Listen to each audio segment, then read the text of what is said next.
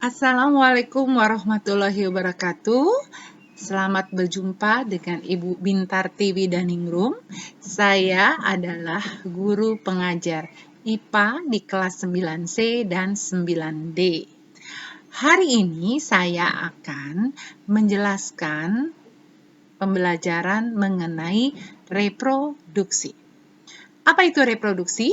Reproduksi adalah perkembangbiakan pada makhluk hidup untuk menambah keturunan sehingga jenisnya tidak punah. Perkembangbiakan. Perkembangbiakan bisa dibedakan menjadi perkembangbiakan aseksual atau tak kawin.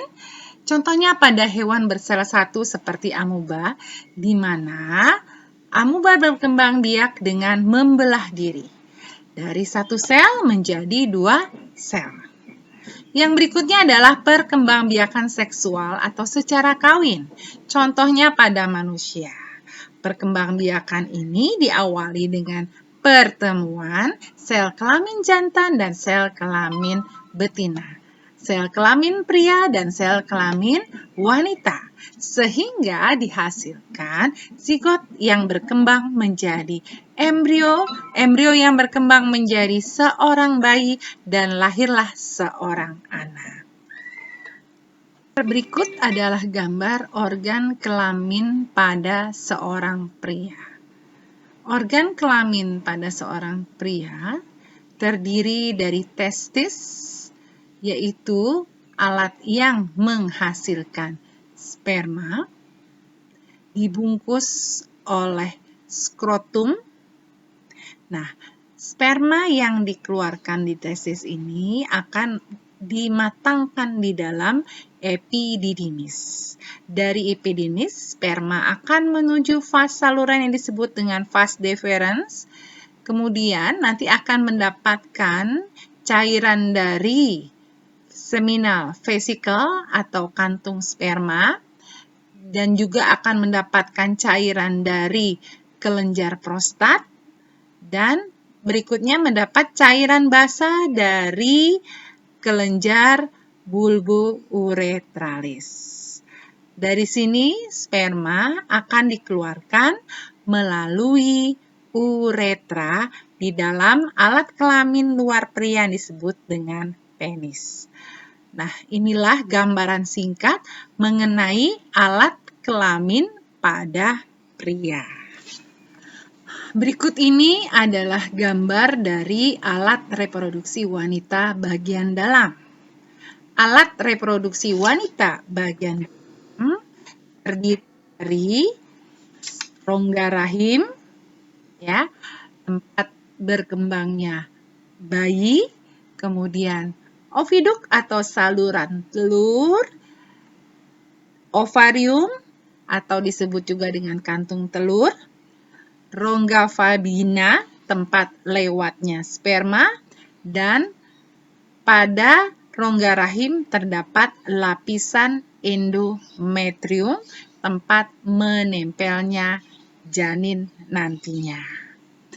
Sperma yang dihasilkan oleh seorang pria akan melalui vagina, melewati rongga vagina, kemudian melewati leher rahim atau serviks, sampai pada rahim dan akan masuk ke dalam ovidak atau saluran telur. Di dalam ovidak inilah terjadi pertemuan antara sperma dengan sel telur sehingga dihasilkan zigot yang kemudian berkembang menjadi embrio yang nanti akan menempel pada lapisan endometrium pada rahim dan berkembanglah menjadi seorang calon bayi. Demikianlah secara singkat mengenai alat reproduksi wanita bagian anak-anakku.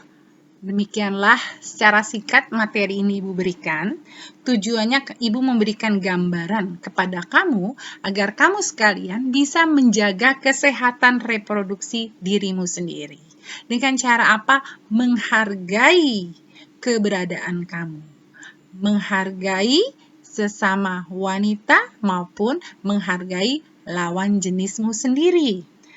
Ibu berharap kamu tidak melakukan pergaulan bebas, pergaulan di luar batas ajaran agama.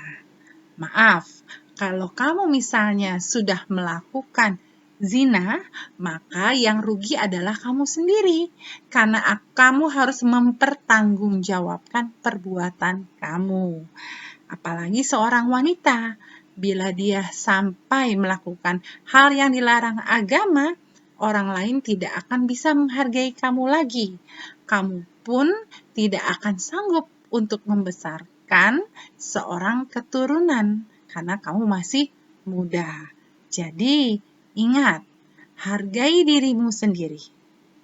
Kalau seorang wanita ini sampai salah dalam bergaul, maka dia akan masa depannya akan hancur. Wanita diibaratkan sebagai piring keramik. Kalau dia pecah sedikit, ya, tergores sedikit, maka dia harganya akan turun. Nah, oleh karena itu, artinya seorang laki-laki tidak akan bisa menghargai wanita yang sudah tergores kehormatannya. Dan laki-laki, walaupun laki-laki itu ibarat piring kaleng, dia mau kelindes becak kek, mau kelindes mobil, tetap aja dia piring kaleng. Tapi bukan berarti seorang laki-laki itu bisa melakukan hal-hal di luar batas. Ingat, ibu kamu adalah seorang wanita. Kamu berharap ibu kamu selalu dihormati. Oleh karena itu, kamu harus menghormati seorang wanita. Nah, jadi materi ini diberikan untuk memberikan info yang positif dan mengingatkan kamu akan kesehatan reproduksi kamu masing-masing, akan menghormati dan menghargai kamu sebagai seorang manusia. Terima kasih. Wassalamualaikum warahmatullahi wabarakatuh.